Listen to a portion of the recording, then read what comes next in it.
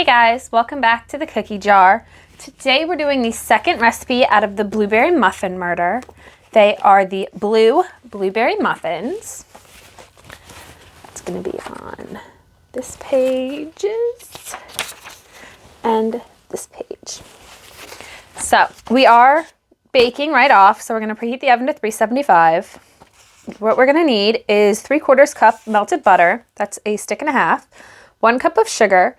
2 beaten eggs, just whip them up with a fork, 2 teaspoons of baking powder, half a teaspoon of salt, 1 cup fresh or frozen blueberries, no need to thaw if they're frozen, half a cup of blueberry pie filling, 2 cups plus 1 tablespoon flour, no need to sift, half a cup of milk.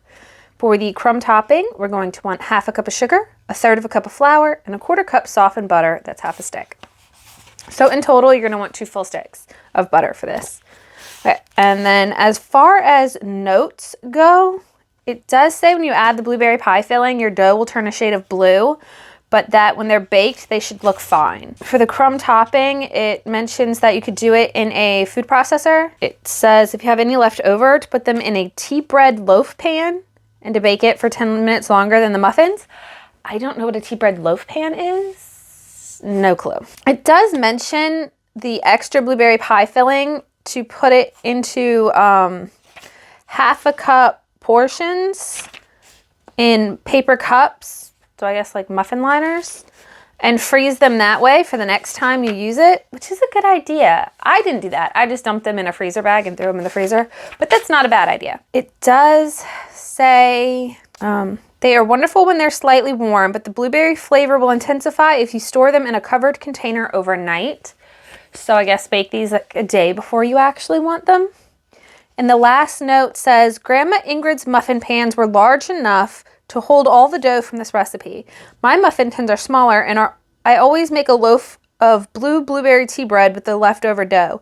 If I make it for Mother, I leave off the crumb topping. She loves to eat it sliced, toasted, and buttered for breakfast. That's an idea to do with your leftovers. Like I said, I had no idea what a tea loaf pan is.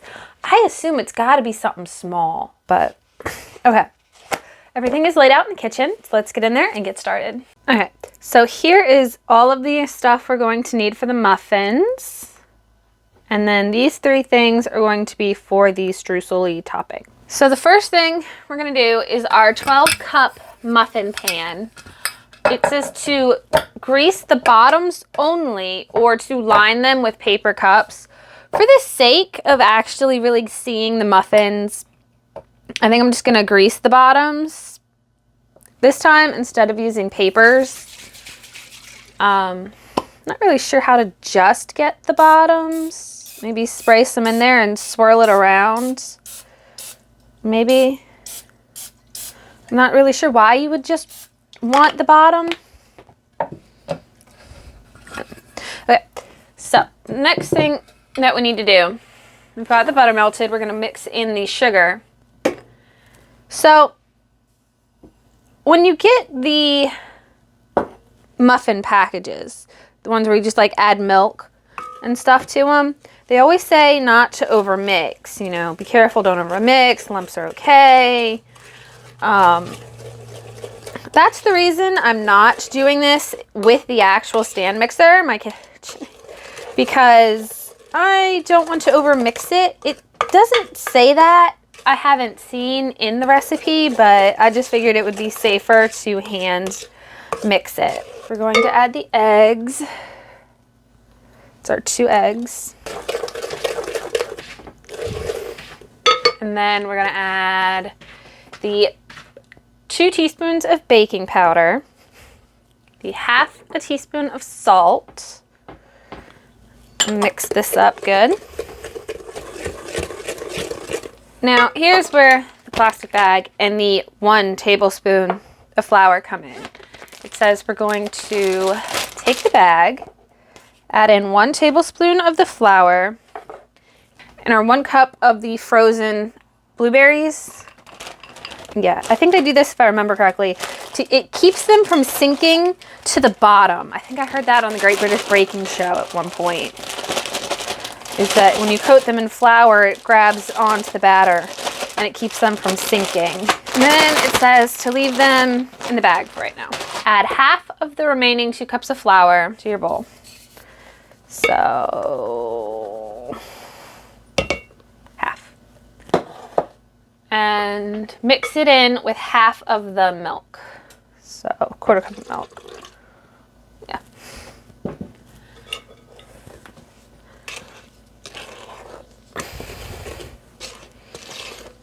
Now it does say mix thoroughly, so I still don't know about the whole over mixing in muffins, but it does say to mix it thoroughly, so.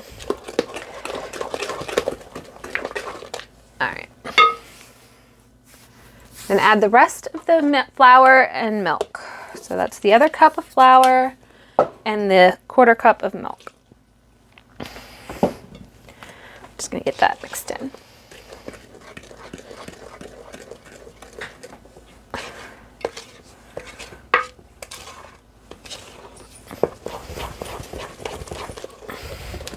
I think that's pretty well mixed.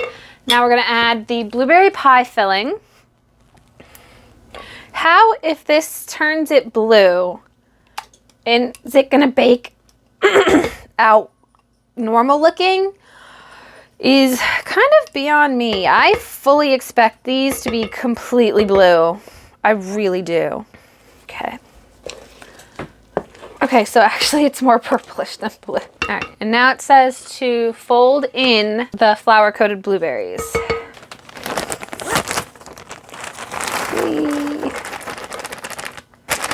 All right, now it says to fill the muffin tins 3/4 full and set them aside.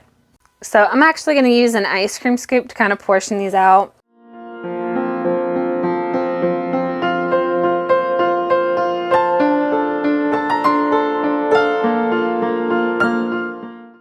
There is some left over. Honestly, it's probably enough for maybe 3 more muffins.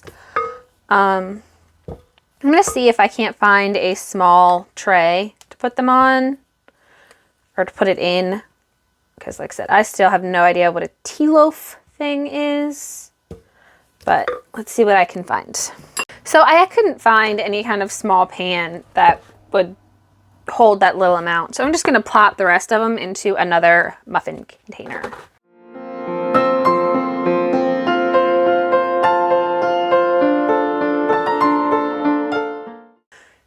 So now that we have these in our containers, we're gonna make the crumb topping. So we are going to take another bowl and we're gonna mix the sugar, that's the 1/2 cup of sugar, and the 1/3 cup of flour.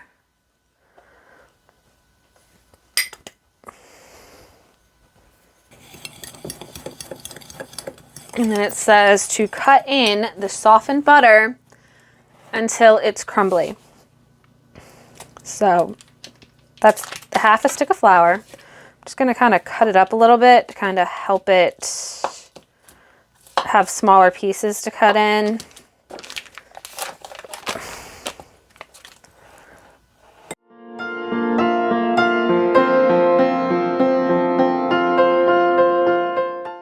For the sake of argument, if I had done this with a food processor, I'd probably already be done. I'm kind of wondering if this wouldn't be faster to use my hands instead of a fork. I'm sure you could use a pastry cutter as well. So sprinkle the crumb topping over your muffins and bake them at 375 for 25 to 30 minutes. 10 minutes longer if you have the bread. So it doesn't say how much to put on each. It just says sprinkle the crumb topping up there. So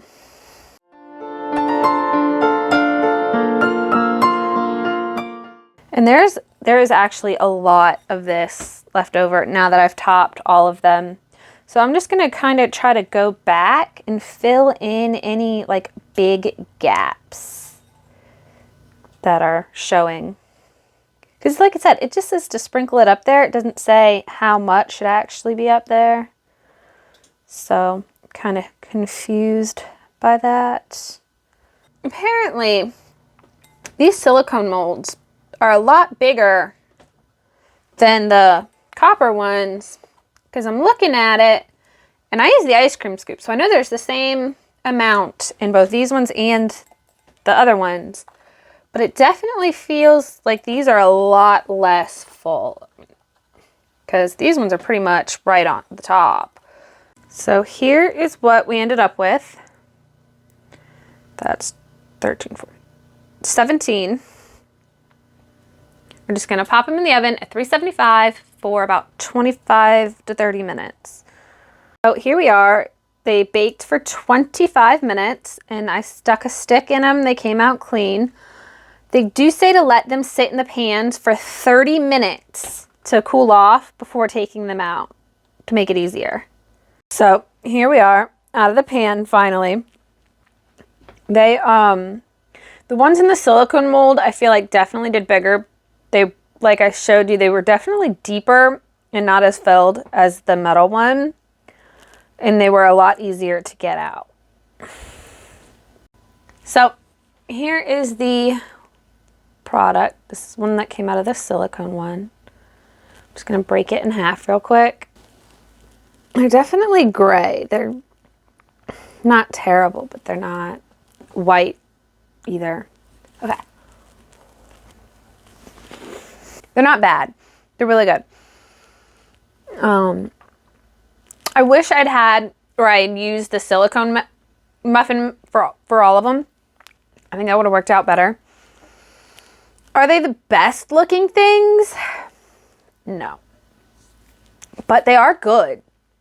They are really good. And they say, you know, they're better the next day. So I'm definitely going to try one tomorrow and see if that's true. I did, for some reason, with the way it looks on the cover and the fact that it said that, you know, it wasn't going to look all weird on the inside, they kind of do.